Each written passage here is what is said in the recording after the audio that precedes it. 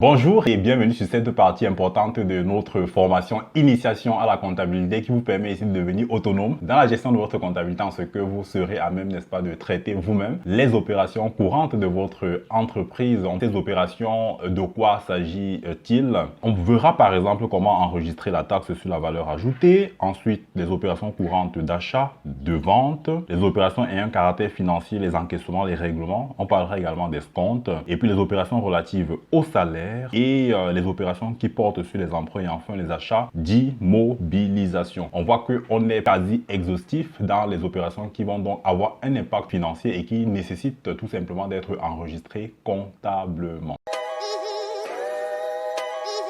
Commençons par la taxe sur la valeur ajoutée. La TVA, c'est un impôt qui existe dans beaucoup de pays. Et puis le fisc, l'administration fiscale, l'État a compris tout simplement que c'est un impôt assez généreux en termes de part représentative dans les recettes fiscales. Lorsqu'on regarde des pays par exemple comme la France, la TVA va représenter quasiment la moitié, 50% des recettes fiscales perçues par l'État. Donc c'est un impôt qui est tout simplement important sur lequel les gouvernements, n'est-ce pas, comptent pour pouvoir bénéficier ici de ressources qui vont leur permettre de mener des actions pour jouer leur rôle régalien. Donc la TVA en fait c'est un impôt qui va être neutre pour l'entreprise, c'est un impôt sur la consommation, ce qui signifie que à chaque fois que vous dépensez votre argent, que vous achetez un bien ou un service, très généralement la TVA va vous être facturée. Si vous vous rendez par exemple dans un supermarché que vous achetez un article, le prix que vous payez comprend très souvent la taxe sur la valeur ajoutée. Donc la taxe sur la valeur ajoutée, lorsque vous payez la valeur de l'article, le prix est inclus, ce qui signifie que la TVA est une charge pour le consommateur final. En revanche, la même TVA est un impôt neutre pour les entreprises, pour les personnes morales.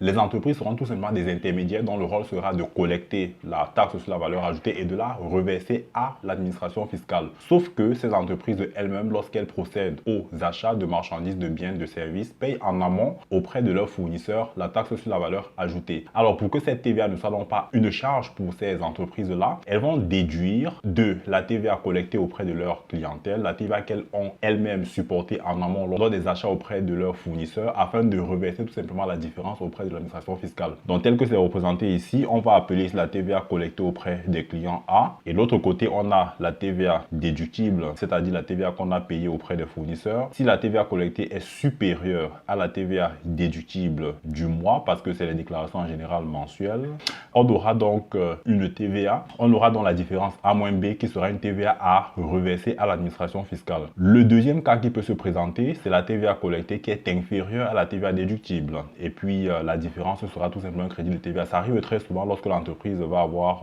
une part importante de son chiffre d'affaires qui va être réalisée à l'export, sachant qu'à l'exportation, eh bien, elle ne facture pas de TVA à ses clients. Le client dans le pays d'importation payera la TVA auprès des services de douane. Donc très généralement dans ce cas, on va se retrouver dans une situation de crédit de TVA où l'État nous doit de l'argent et puis suivant les dispositions fiscales dans le pays, l'État va donc devoir rembourser à l'entreprise ce crédit de TVA parce que la TVA est un impôt neutre, ce n'est pas une charge pour l'entreprise, c'est supporté en définitive par le consommateur final. Alors voyons comment sont donc traitées les écritures relatives à la TVA à la fin du mois. On va prendre le cas de cette entreprise qui a collecté sur le mois 100 000 francs de TVA et a une TVA déductible de 90 000. Alors qu'est-ce qui va se passer? Il faudra reverser à l'administration fiscale la différence entre la TVA collectée et la TVA déductible. Cette différence sera de 10 000 francs. Alors ici, on va tout simplement solder ou alors mettre à zéro le compte de TVA collecté en le débitant. En portant au débit, on sait que les comptes d'actifs, n'est-ce pas, vont... La TVA collectée est un compte de passif, pardon. C'est un compte qui va diminuer au débit et augmenter au crédit. Chaque fois qu'on collecte la TVA auprès des clients, et ça on va le voir dans les écritures qui vont venir par exemple sur les factures de vente.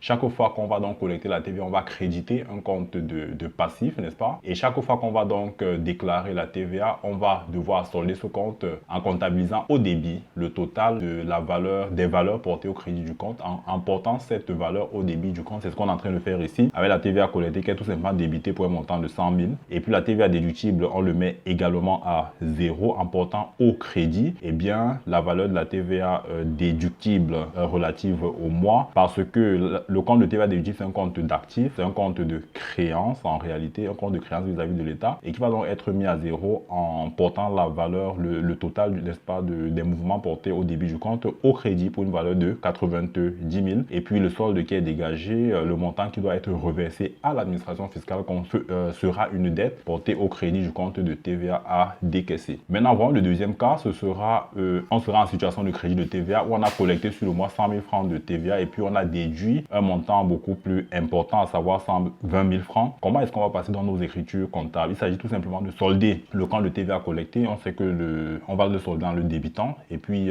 on va également créditer le compte de TVA déductible. La différence sera une créance vis-à-vis de l'État et qui sera donc portée au débit du compte de crédit de TVA. Les comptes de créance augmentent au débit et diminuent au crédit. C'est pourquoi nous débitons le compte de crédit de TVA pour exprimer le fait que l'État nous doit un montant de 100 000 francs. Donc voilà comment vont être gérées tous les mois, tous les fins de mois, les opérations donc de déclaration de TVA et voilà comment ils vont donc être comptabilisés au sein de notre logiciel comptable.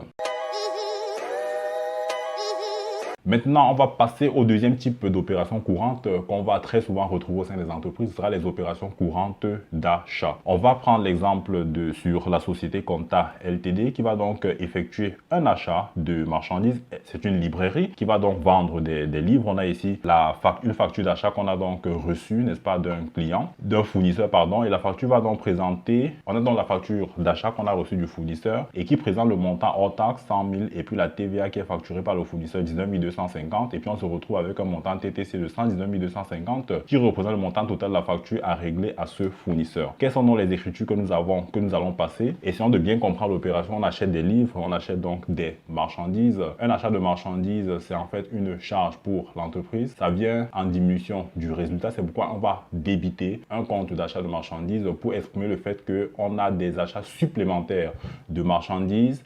Et puis on va débiter également un compte de TVA parce que la TVA n'est pas une charge pour l'entreprise. On va débiter un compte d'actifs pour exprimer le fait que parce qu'on a payé cette TVA au fournisseur, c'est une créance vis-à-vis de l'État qu'on va récupérer sur la TVA qu'on va collecter auprès des clients. Et puis en contrepartie, on va donc créditer un compte fournisseur, n'est-ce pas, pour le total de la facture qu'on doit à ce fournisseur et qui pour le moment n'est pas encore payé. Maintenant, parlons des réductions commerciales. Il arrive très souvent que l'entreprise puisse bénéficier, n'est-ce pas, de réductions commerciales qui lui sont accordées par son fournisseur. On va voir qu'il y a trois types de réductions commerciales.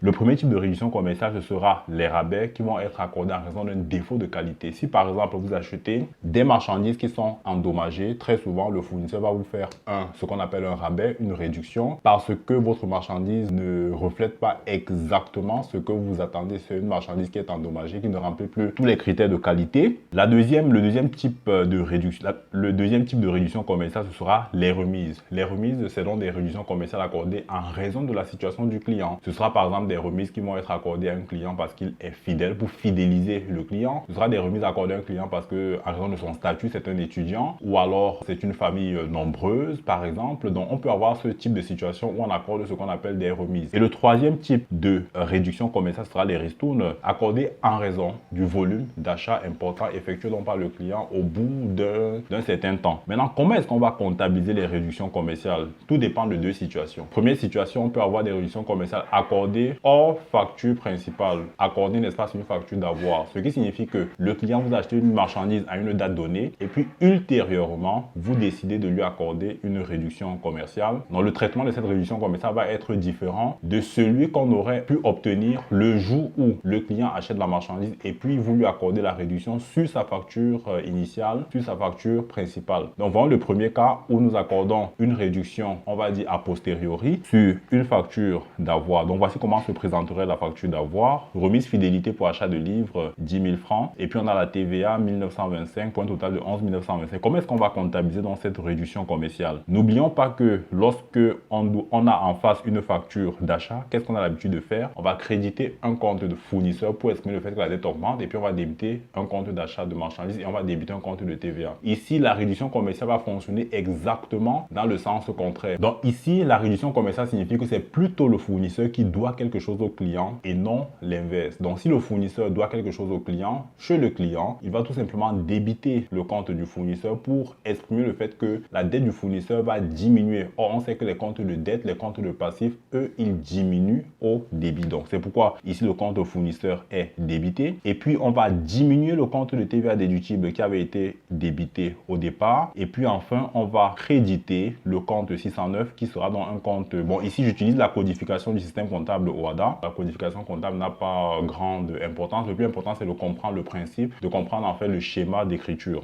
Donc ici, on va donc créditer un compte de réduction commerciale pour montrer tout simplement qu'on est en train d'enregistrer une diminution de charge et par conséquent un produit en quelque sorte. Donc voilà comment on va comptabiliser une réduction accordée sur une facture d'avoir. Maintenant, le deuxième type de réduction, c'est une réduction qui est consentie sur une facture d'avoir. Ça signifie que le client s'est présenté chez vous un jour donné pour acheter de la marchandise et puis vous lui avez accordé sur la facture que vous lui adressez une réduction et qui vient amoindrir le montant qu'il devrait donc payer. Alors, qu'est-ce qu'on va faire? On va enregistrer uniquement le net commercial, c'est-à-dire le prix d'achat net des rabais, remises, ristournes. Voici une facture sur laquelle vous avez le prix d'achat hors taxe de 100 000 francs et puis vous avez une remise accordée au client pour 10 000, ce qui signifie qu'on a un net commercial de combien? De 90 000 francs. Donc, la TVA elle va être calculée sur ce net commercial et puis à la fin, le client vous doit un montant de 107 325. Comment est-ce que ça va se comptabiliser chez le client? Ce qu'il va faire, c'est comptabiliser directement le net commercial dans le compte d'achat de marchandises. Il est donc hors de question ici d'aller prendre le montant hors taxe, mettre dans un compte d'achat de marchandises et puis comptabiliser séparément la remise. Ça ne fonctionne pas comme ça. C'est le net commercial qui est comptabilisé parce que c'est ce montant-là que vous devez en fait à votre fournisseur. Donc, on comptabilise le net commercial comme achat de marchandises et puis on a donc la TVA qui vient donc au débit du compte de TVA en contrepartie du compte de fournisseur. On se rappelle très bien que le compte de fournisseur, c'est un compte de passif qui va tout simplement augmenter ou il augmente au crédit. Parlons maintenant des retours de marchandises. Il arrive souvent que pour une raison quelconque, défaut de qualité, marchandise reçue en retard ou pour une autre raison, le client décide de retourner la marchandise au fournisseur. Alors, si le fournisseur accepte ce retour, il va donc délivrer au client une facture d'avoir et cette facture d'avoir correspond en fait à une annulation de la facture de départ, de la facture initiale, de la facture de droit et cette annulation doit être comptabilisée tant chez le client que chez le fournisseur. Voyons donc comment est-ce qu'on va enregistrer cela chez le client. Ici,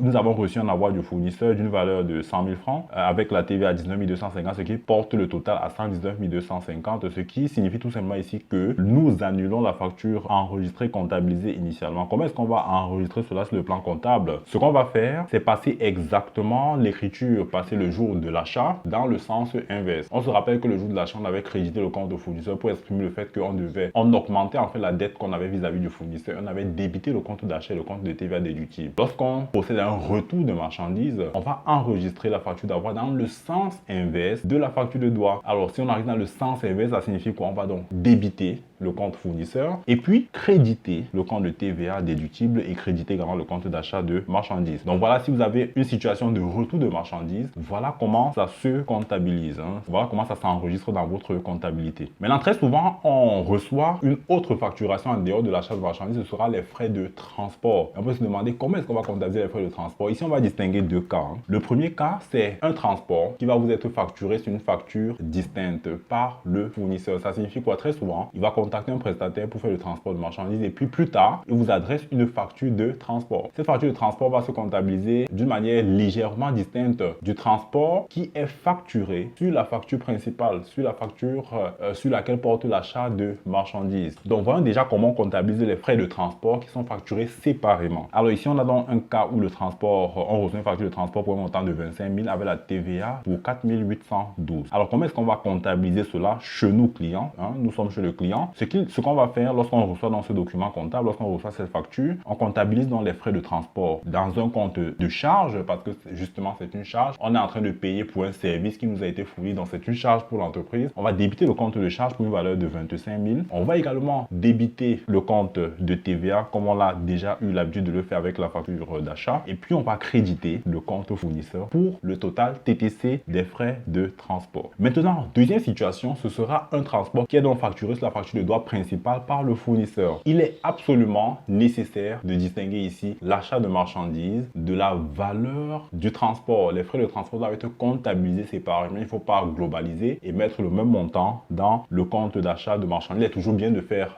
de séparer pour avoir distinctement les frais de transport, eh bien, du montant de l'achat de marchandises. Donc, voici donc comment se présenterait la facture. On a le montant hors taxe pour 100 000 francs. On a les frais de transport pour 25 000. Et puis, on a la TVA et enfin, le montant TTC. Qu'est-ce qu'il faut donc faire sur le plan comptable? On va enregistrer l'achat de marchandises dans un compte bien distinct pour 100 000 francs. On va aller chercher le compte de frais de transport qui va enregistrer la valeur des frais de transport. Et puis, on a la TVA déductible. Et enfin, on a le compte fournisseur qui est dont le montant est porté au crédit. On se rappelle que les comptes de charge, eux, ils augmentent au débit, tandis que les comptes de passif, eux, ils augmentent au crédit. Maintenant, il peut arriver qu'on reçoive de notre fournisseur un escompte sur achat de marchandises. L'escompte, c'est quoi? L'escompte, en fait, signifie qu'il peut arriver qu'on ait des conditions contractuelles, comme quoi, si on paye le fournisseur avant la date limite de paiement de la facture, ou alors avant une certaine date suffisamment à l'avance, le fournisseur, on va bénéficier de ce fournisseur une diminution du paiement. On va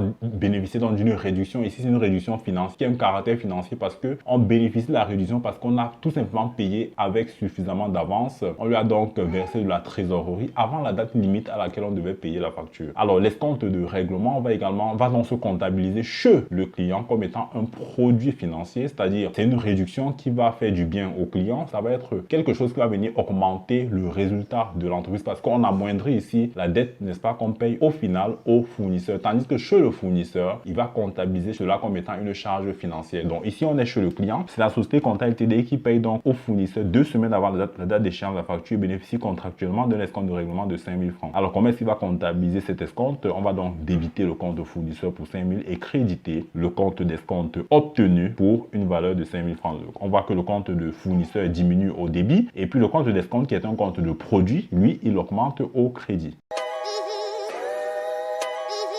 On a donc parlé jusqu'ici des opérations d'achat. Parlons maintenant des opérations de vente et voyons comment le fournisseur comptabilise la vente chez lui. On parlera donc des ventes de marchandises. On a un exemple de facture ici. On a donc vendu au client Compta Ltd des livres pour une valeur de 100 000 francs et on a facturé à l'occasion la TVA pour 19 250 et enfin on a le montant TTC, le montant toute taxe comprise de la facture pour 119 250. Comment est-ce qu'on va comptabiliser cela? Ici, c'est une vente de marchandises, donc c'est un produit pour l'entreprise. C'est une opération qui va tout simplement venir augmenter le résultat de l'entreprise. C'est une opération qui permettra à l'entreprise de gagner de l'argent. Par conséquent, on va créditer un compte de produit parce que les comptes de produits, eux, ils augmentent au crédit. On va donc créditer le compte de vente de marchandises pour une valeur de 100 000 francs. On va créditer un compte de TVA, n'est-ce pas, pour dire qu'on a collecté de la TVA et qu'on doit cette valeur à l'État. Et puis, on va débiter un compte de client parce que le compte de client, c'est un compte de créance. Quand on vend de la marchandise à un client à crédit, eh bien, on a une créance vis-à-vis de ses clients et cette créance est un bien, c'est un élément de l'actif de l'entreprise, un bien que l'entreprise possède et dont la valeur augmente ou la valeur augmente au débit. C'est pourquoi nous débitons ici le compte client. Deuxième situation qui va se présenter, c'est un avoir sur une vente de marchandises, une réduction qui va donc être accordée au client. Plus tard, une fois que ce dernier a acheté la marchandise, peut-être on va lui accorder des ristournes bien après parce qu'on se rend compte que ce client a effectué un volume important d'achat. Alors, comment est-ce qu'on va comptabiliser l'avoir accordé donc sur une facture d'avoir, bien entendu, par le fournisseur? Comment est-ce qu'on va procéder?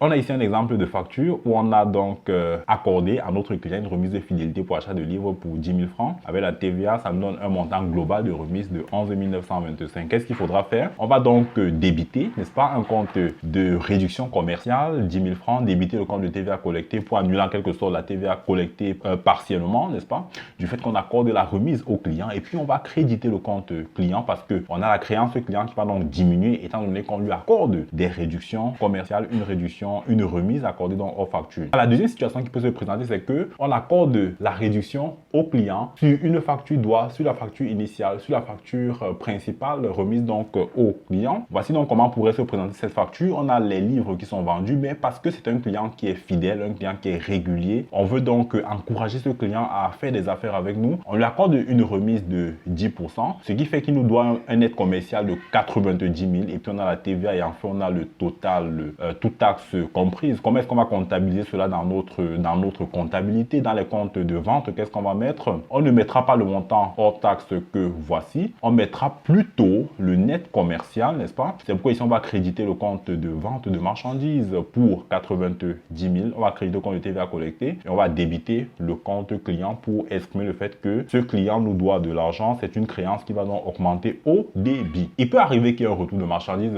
maintenant ce sera la réciprocité de ce qu'on qu'on a vu du côté client. On est chez le fournisseur et puis on reçoit des marchandises du client et on valide ce retour de marchandises. On va accorder au client une facture d'avoir parce qu'on doit de l'argent à ce client pour annuler l'opération initiale de vente. Comment est-ce qu'on va comptabiliser cela? On va donc tout simplement contrepasser, on va passer dans le sens inverse les écritures qu'on avait initialement passées. Rappelez-vous, lorsque vous vendez un client, qu'est-ce que vous faites? Vous allez créditer un compte de vente parce que votre chiffre d'affaires augmente, parce que vous avez des produits supplémentaires, parce que quelque chose vient ici augmenter votre résultat et vous débitez un compte de créance pour exprimer le fait que votre client vous doit suffisamment, vous doit davantage d'argent. C'est un compte d'actifs qui augmente au débit. Mais si on annule la vente initiale, qu'est-ce qu'on va faire? On va passer l'écriture en sens inverse et on va aller créditer le compte de client pour dire qu'on annule la créance. On va débiter le compte de vente pour dire qu'on annule en fait le chiffre d'affaires qu'on avait comptabilisé jusqu'ici. Parlons maintenant de la facturation des frais de transport par le fournisseur. Deux situations à distinguer également. On peut avoir du transport qui est facturé au client sur la base d'une facture établie par le prestataire. Donc on va lui adresser une facture plus tard, après qu'on lui ait vendu de la marchandise.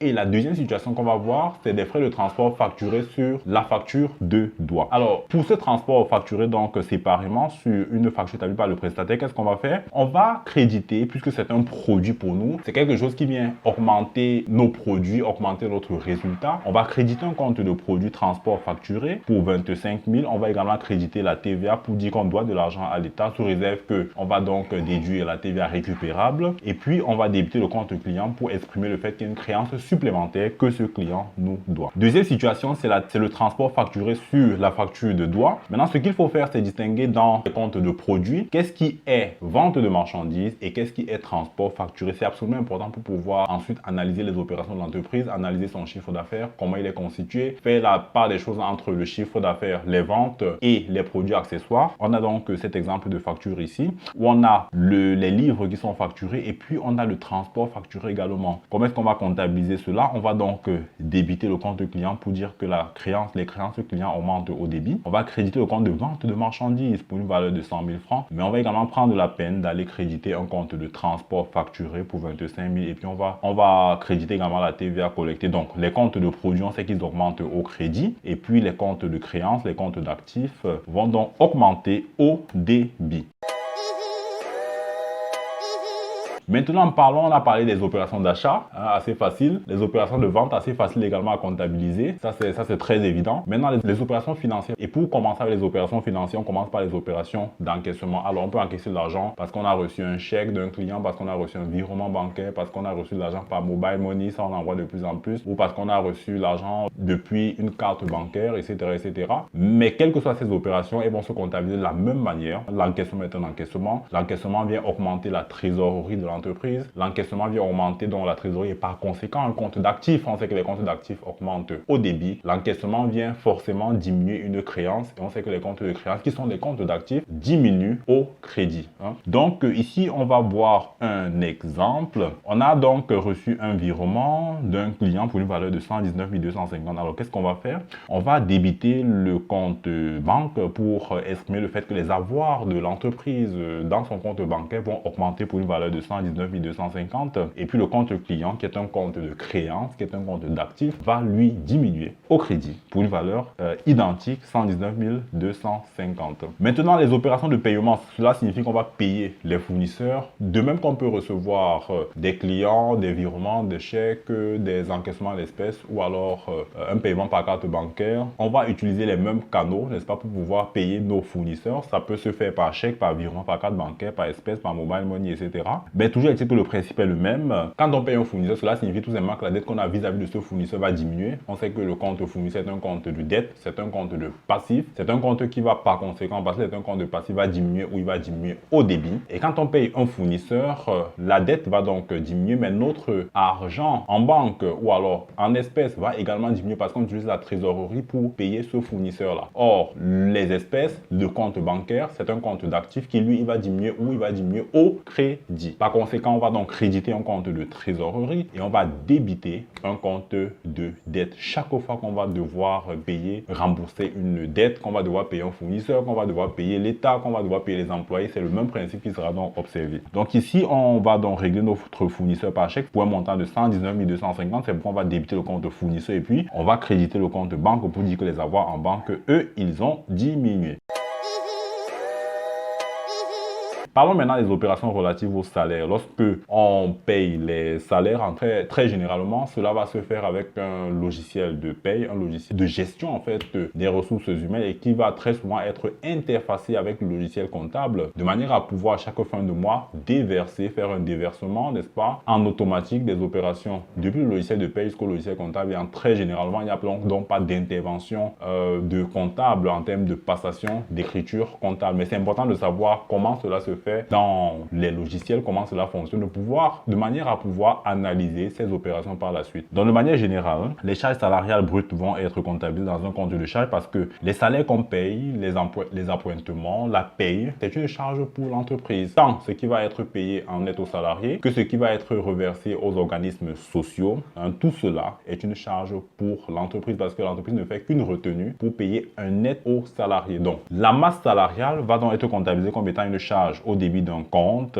Très généralement, du moins dans le système comptable WADA, ce sera cette racine sur les comptes 66 qui vont donc être débités pour exprimer le fait que la charge de l'entreprise pour ce qui est des salaires augmente. Et puis, au crédit, on aura le compte de rémunération due pour la valeur brute, pour la valeur globale. Et puis après, on va donc débiter pour diminuer la rémunération due de manière à ce qu'il ne restera dans ce compte que le net à payer au personnel par le crédit des comptes d'organismes sociaux. Ici, j'ai identifié 3 comptes qui pourraient exister. Un compte de sécurité sociale, d'allocation chômage, d'allocation retraite. Donc, on retient cela à l'employé pour reverser à ces organismes sociaux-là. C'est pourquoi on va donc débiter le compte de rémunération due parce que le compte de rémunération due, c'est un compte de passif qui va donc diminuer au débit. Et les comptes d'organismes sociaux sont des comptes de passif qui, eux, vont augmenter au crédit. Donc, une fois qu'on a passé cette seconde écriture, on va également enregistrer les charges salariales patronales, c'est-à-dire ce que va supporter le patron, ce que va supporter l'employeur au titre donc des cotisations sociales. Et par conséquent, on va donc les comptabiliser dans les comptes de charges en contrepartie des comptes d'organismes sociaux qui, eux, sont des comptes de passif qui augmentent au crédit.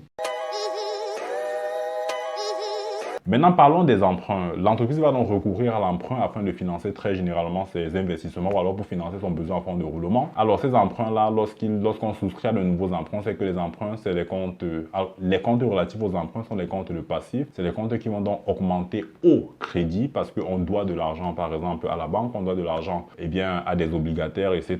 Donc, chaque fois qu'on va souscrire à de nouveaux emprunts, on va donc on va comptabiliser une valeur au crédit des comptes d'emprunt et puis on va débiter un compte de trésorerie parce qu'on aura reçu de l'argent de la banque, on aura reçu de l'argent de la personne qui a prêté de l'argent donc à l'entreprise. Voici donc un exemple ici pour illustrer ça. On a reçu 10 millions par exemple de la banque pour pouvoir bénéficier de cet emprunt qui sera remboursable sur un certain temps, sur 2 ans, sur 3 ans, sur 5 ans. Alors ces 10 millions, on va donc les positionner au débit du compte de banque pour exprimer le fait que les avoirs de l'entreprise ont augmenté au niveau de la banque. Cependant, on doit de l'argent, c'est pourquoi on va créditer le compte d'emprunt pour une valeur de 10 millions pour dire qu'on doit 10 millions tout simplement à la banque. Et puis lorsque on rembourse cette dette de manière progressive, on va donc comptabiliser l'amortissement de l'emprunt, le remboursement de l'emprunt au débit du compte 16, au débit du compte emprunt pour dire qu'on est en train de diminuer le montant qu'on doit in fine à la banque. Et puis les intérêts qui sont supportés sur cet emprunt constituent une charge pour l'entreprise parce que ça va venir diminuer son résultat. Et on sait que les comptes de charge, eux, ils augmentent au débit. C'est pourquoi on va donc débiter le compte d'intérêt. Et puis en contrepartie, on va créditer le compte de banque parce que les avoirs de l'entreprise vont donc diminuer de manière progressive la dette qu'on doit vis-à-vis de la banque.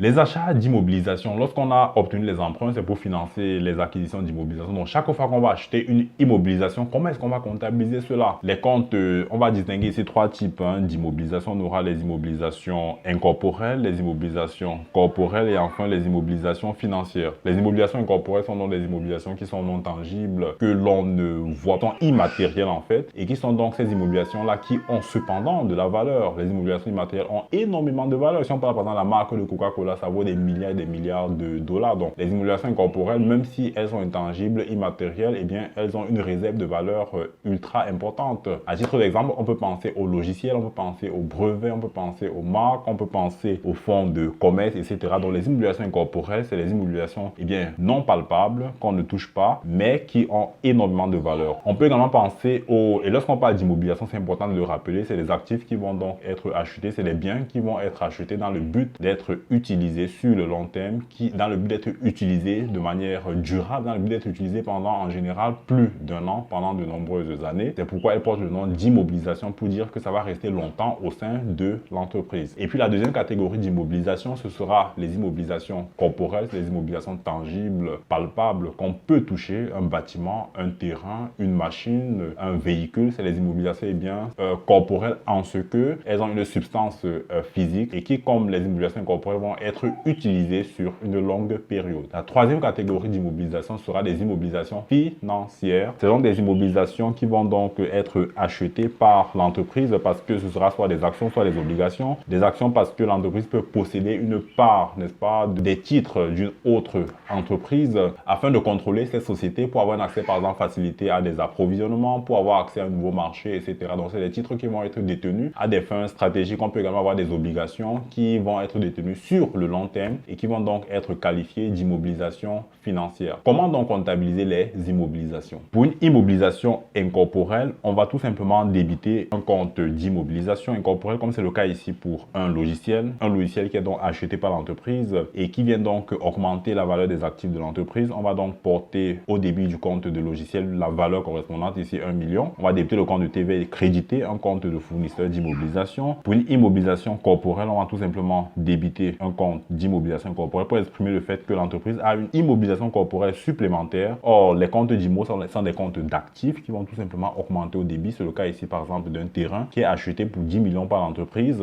Et on a ici le compte de TVA sur achat qui va être débité pour une valeur correspondante 1 925 000. Et en contrepartie, on a le compte fournisseur qui est donc crédité pour 11 925 000 francs. Une immobilisation financière qui est achetée par l'entreprise va également faire l'objet d'un enregistrement comptable, en ce qu'on va donc débiter un compte approprié. Ici, par exemple, l'entreprise a acheté des titres de participation pour 5 millions. C'est pourquoi on va augmenter la valeur donc des immobilisations corporelles pour une valeur correspondant 5 millions en contrepartie du compte de banque qui, lui, va être crédité pour 5 millions parce qu'on va diminuer les avoirs en banque pour pouvoir payer, pour pouvoir acheter donc ces titres de participation.